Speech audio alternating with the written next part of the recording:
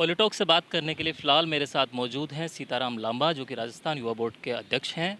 सीताराम जी, प्रदेश में आपकी सरकार को 4 साल हो गए हैं। कितने संतुष्ट हैं इस 4 साल के सरकार के कार्यकाल से? देखिए, आज अच्छा दिन है। आज कांग्रेस का स्थापना दिवस भी है और शुभकामनाएं सभी को। और कांग्रेस पार्टी के 4 साल भी हुए हैं। आज अधिवेशन है यहाँ पर। 4 साल में जो हमारा जन घोषणा थी, मैं समझता हूँ कि हमने उसको अक्सर से पालन करने की कोशिश की है। जितनी घोषणाएं हुई हैं वो सारी पूरी हुई हैं, हो रही हैं।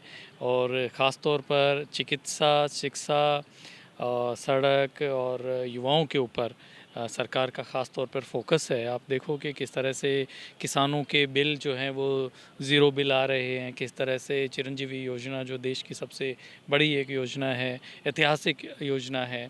और इसके साथ जो ओपीएस है, जिसका पूरा देश एक तरह से, जैसे हिमाचल में हमने वायदा किया और हमारी गवर्नमेंट भी आई है, हम वहाँ पर पूरा कर रहे हैं। छत्तीसगढ़ में कि जहाँ जहाँ हमारी सरकारें हैं वहाँ पर हम ओपीएस लेकर आ रहे हैं।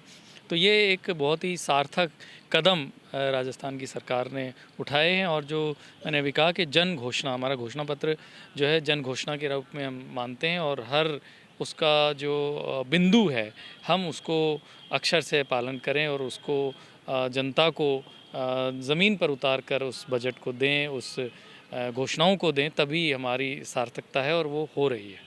युवा बोर्ड के अध्यक्ष आप हैं। पिछले दिनों युवा बोर्ड के एक कार्यक्रम में मुख्यमंत्री जी ने कहा था कि जो आगामी जो बजट होगा वो युवाओं के लिए स्पेशल होगा, मतलब युवाओं को समर्पित बजट होगा। आप युवा बोर्ड के अध्यक्ष भी हैं, तो क्या कुछ ऐसे सुझाव आपने मुख्यमंत्री जी को दिए हैं आने वाले बजट के लिए?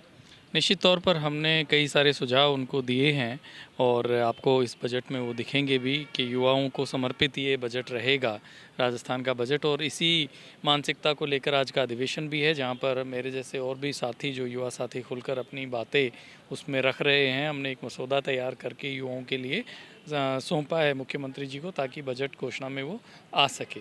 तो निश्चित तौर पर ये बजट आपको देखने को मिलेगा कि राजस्थान के युवाओं को समर्पित होगा। उनके जो शिक्षा को, उनके रोज़गार को, उनके अच्छे जीवन को हम कैसे संवार सके जीवन को युवाओं के, उसी के ऊपर हमारा बजट समर्पित होगा। लामा साहब, युवाओं में सरकार को लेकर काफ़ी आक्रोश है, क्योंकि एक के बाद एक के बाद एक के बाद काफ़ी पेपर जो हैं लीक होते जा रहे हैं। हाल ही में एक पेपर लीक हुआ है। किस तरह से लगाम लगाएगी सरकार पेपर लीक मामलों पर? देखिए, ये आपराधिक घटना है और ये बहुत ही गलत है युवाओं के भविष्य के साथ। सच में ये इस तरह से जो आपराधिक प्रवृत्ति के लोग हैं वो गलत कर रहे हैं। पर सरकार भी इसके ऊपर बहुत ही चिंतित भी है और गंभीर भी है। आप देखो, देश में पहला राज्य बना राजस्थान, जहाँ पर नकल विरोधी कानून भी हम लेकर आए। और जो जहाँ जहाँ पेपर लीक हुए, हम तुरंत अपराधियों को पकड़ भी रहे हैं।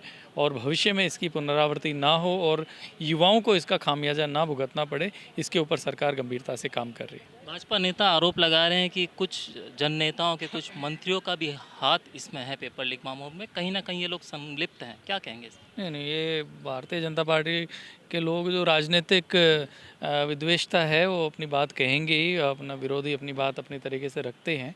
पर इसमें कोई भी कांग्रेस का नेता, कांग्रेस के हमारे जो पदाधिकारी, इसमें किसी तरह का कोई इन्वॉल्वमेंट नहीं है। वो तो सरकार जांच कर रही है, पुलिस कानून अपना काम कर रहा है, तो सामने आ जाएगा। पर इस तरह से आरोप लगाने से चीज़ें ठीक नहीं होती। लामा साहब, 138 वर्ष की आज आपकी पार्टी हो गई है। कांग्रेस का 138वां आज स्थापना दिवस है। भाजपा जनता पार्टी काफ़ी बार कह चुकी है, उनके नेता काफ़ी बार कह चुकी है कि आने वाले समय में धीरे धीरे कांग्रेस मुक्त हो जाएगी। क्या आपको लगता है कांग्रेस कभी मुक्त होगी? ये तो उनसे ही पूछना चाहिए, जो अब दिन रात राहुल जी की टी शर्ट और वो क्या खा रहे हैं और वो क्या कर रहे हैं, उस पर चर्चा कर रहे हैं। क्योंकि कन्याकुमारी से जिस दिन से राहुल जी निकले हैं, लाखों लोग हर दिन उनके साथ कदम ताल करने को, चलने को बेताब रहते हैं। तो वो बता सकते हैं कि कांग्रेस मुक्त होगा या नहीं होगा। आने वाला वक्त कांग्रेस का ही है। कांग्रेस ने ही इस देश को बनाया है। और फिर से जो नुकसान ये लोग, इन्होंने पिछले 10 साल में किया है, उसको हम ठीक करेंगे। और एक अच्छा भारत, एक जो भारत जोड़ने की बात राहुल जी ने कहा कि जो नफ़रतों का बाज़ार इन लोगों ने बनाया है, उसमें मोहब्बत की दुकान की बात है।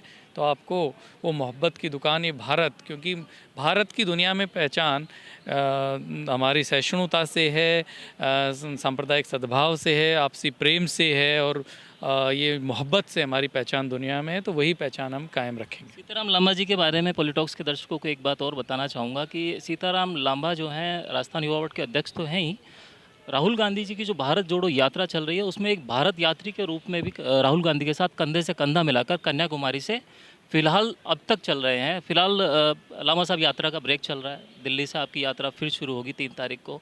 अभी तक का जो आपका अनुभव था एज ए भारत यात्री, आप कन्याकुमारी से कई स्टेट क्रॉस करते हुए राजस्थान में भी अभी यात्रा हाल ही में निकली, हरियाणा होते दिल्ली पहुंची, क्या एक्सपीरियंस रहा आपका?